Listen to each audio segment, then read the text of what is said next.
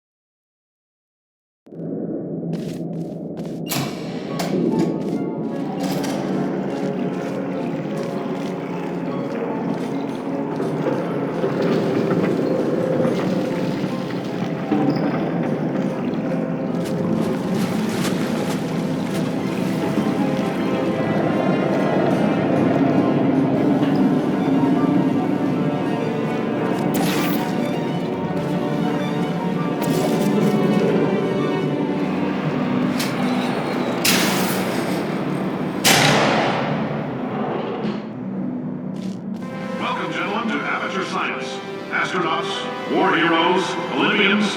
You're here because we want the best, and you are it. So, who is ready to make some science? I am. Now, you already met one another on the limo ride over, so let me introduce myself. I'm Cave Johnson. I own the place. That eager voice you heard is the lovely Carolyn, my assistant. Rest assured, she has transferred your honorarium to the charitable organization of your choice. There's 1,000 tests performed every day here in our enrichment spheres. I can't personally oversee every one of them, so these pre-recorded messages will cover any questions you might have and respond to any incidents that may occur in the course of your science adventure. Your test assignment will vary depending on the manner in which you have bent the world to your will. Those of you helping us test the repulsion gel today, just follow the blue line on the floor. Those of you who volunteered to be injected with praying mantis DNA, I've got some good news and some bad news. Bad news is we're postponing those tests indefinitely. Good news is we've got a much better test for you, fighting an army of mantis men. Pick up a rifle and follow the yellow line. You'll know when the test starts.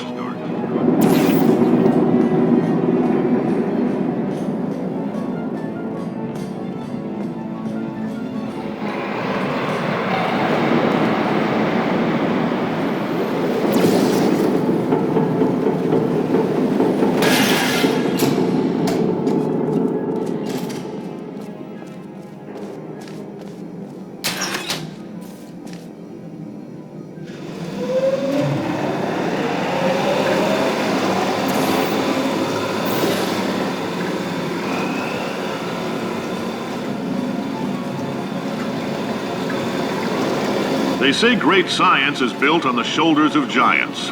Not here. At Aperture, we do all our science from scratch. No hand-holding.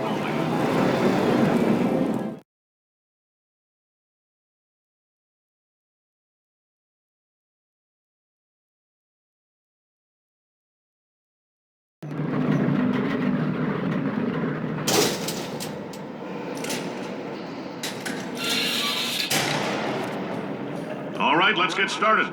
This first test involves something the lab boys call repulsion gel. You're not part of the control group, by the way. You get the gel. Last poor son of a gun got blue paint. All joking aside, that did happen. Broke every bone in his legs. Tragic, but informative. Or so I'm told.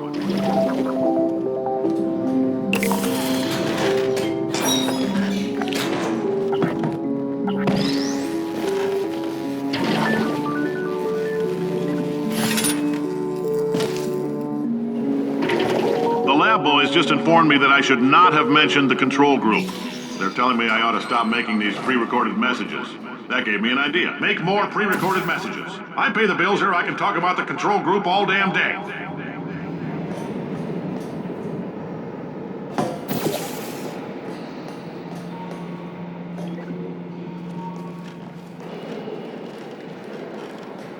For this next test, we put nanoparticles in the gel. In layman's terms, that's a billion little gizmos that are going to travel into your bloodstream and pump experimental genes and RNA molecules and so forth into your tumors. Now, maybe you don't have any tumors. Well, don't worry. If you sat on a folding chair in the lobby and weren't wearing lead underpants, we took care of that too.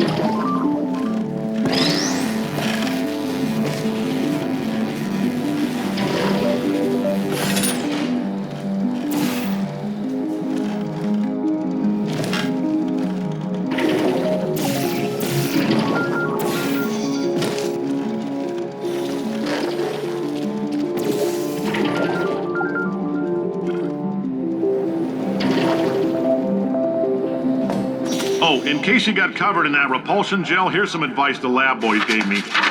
Do not get covered in the repulsion gel. We haven't entirely nailed down what element it is yet, but I'll tell you this, it's a lively one, and it does not like the human skeleton.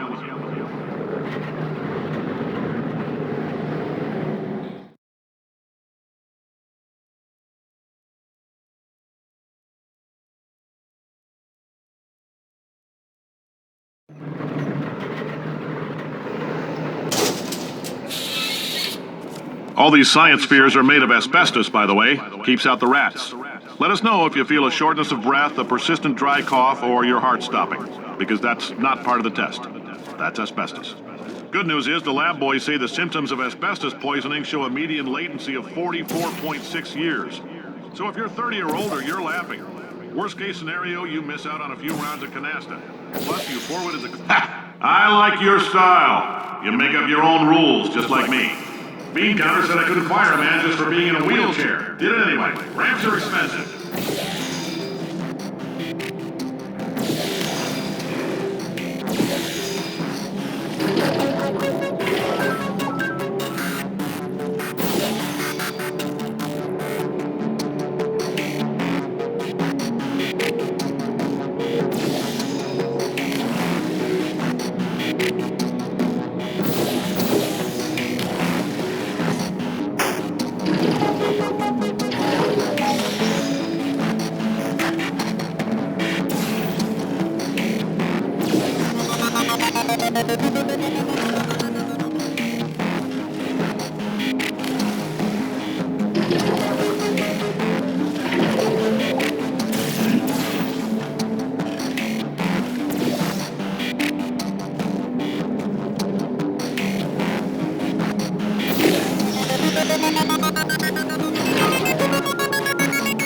Just a heads up, that coffee we gave you earlier had fluorescent calcium in it so we can track the neuronal activity in your brain.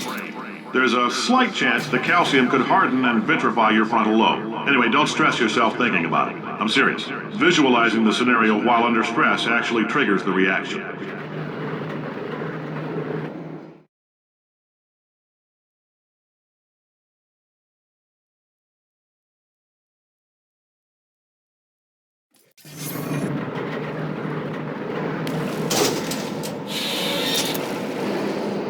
Now, if you're part of Control Group Kepler-7, we implanted a tiny microchip about the size of a postcard into your skull. Most likely you've forgotten it's even there. But if it starts vibrating and beeping during this next test, let us know.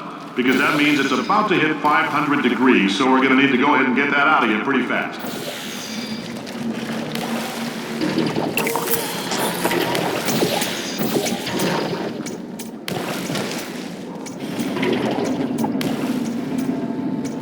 I'm telling them, keep your pants on. All right, this next test may involve trace amounts of time travel. So, word of advice, if you meet yourself on the testing track, don't make eye contact. Lab boys tell me that'll wipe out time. Entirely. Forward and backward. So, do both of yourselves a favor and just let that handsome devil go about his business.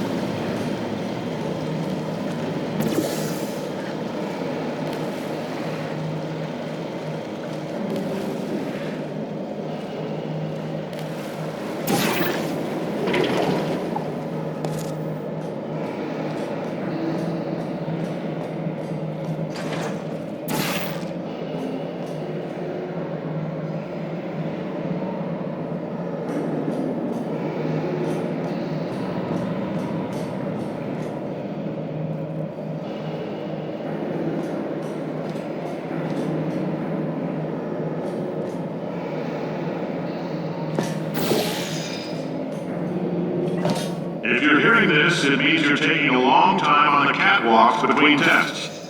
The lab boys say that might be a fear reaction. I'm no psychiatrist, but coming from a bunch of eggheads who wouldn't recognize the thrill of danger if it walked up and snapped their little pink bras, that sounds like projection. They didn't fly into space, storm a beach, or bring back the gold. No, sir, we did. It's you and me against the world, son. I like your grit. Hustle could use some work, though. Now let's solve this thing.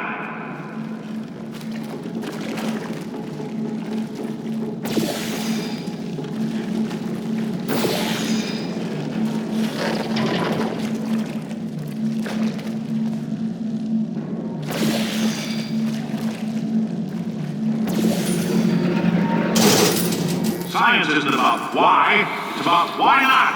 Why is so much of our science dangerous? Why not marry safe science if you love it so much? In fact, why not invent a special safety door that won't hit you on the butt on the way out because you are fired? Now you test subject, you're doing fine. Yes, you. Box your stuff. Out the front door. Parking lot. Car. Goodbye.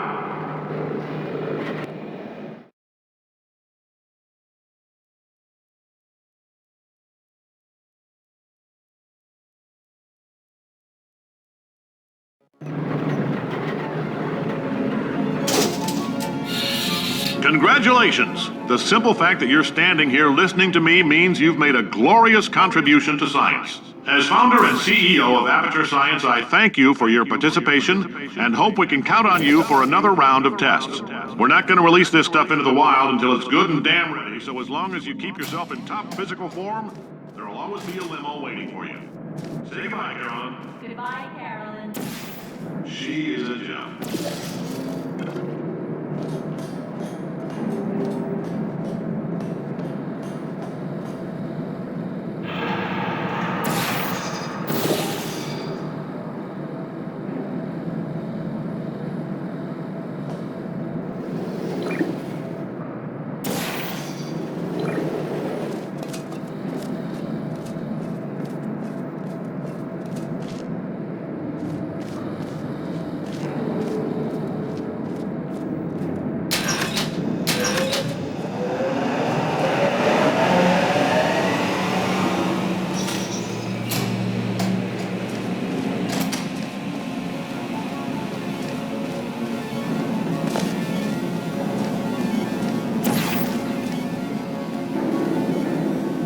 Greetings, friend. I'm Cave Johnson, CEO of Aperture Science.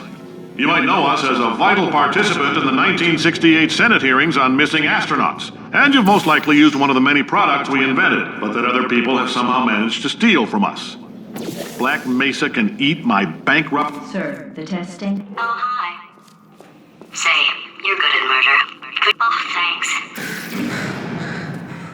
Did you feel that? That idiot doesn't know what he's doing up there. This whole place is going to explode in a few hours if somebody doesn't disconnect him. I can't move, and unless you're planning to saw your own head off and wedge it into my old body, you're going to need me to replace him. We're at an impasse. So what do you say? You carry me up to him and put me back into my body, and I stop us from blowing up and let you go. No tricks. This potato only generates... Wow! You stabbed me! What is wrong with you? Hold on. Do you have a multimeter? Never mind. The gun must be part magnesium. It feels like I'm outputting an extra half a volt. Keep an eye on me. I'm going to do some scheming. Here I go. Oh, where are we? How long have I been out? That extra half volt helps, but it isn't going to power miracles. If I think too hard, I'm going to fry this potato before we get a chance to burn up in the atomic fireball that little idiot is going...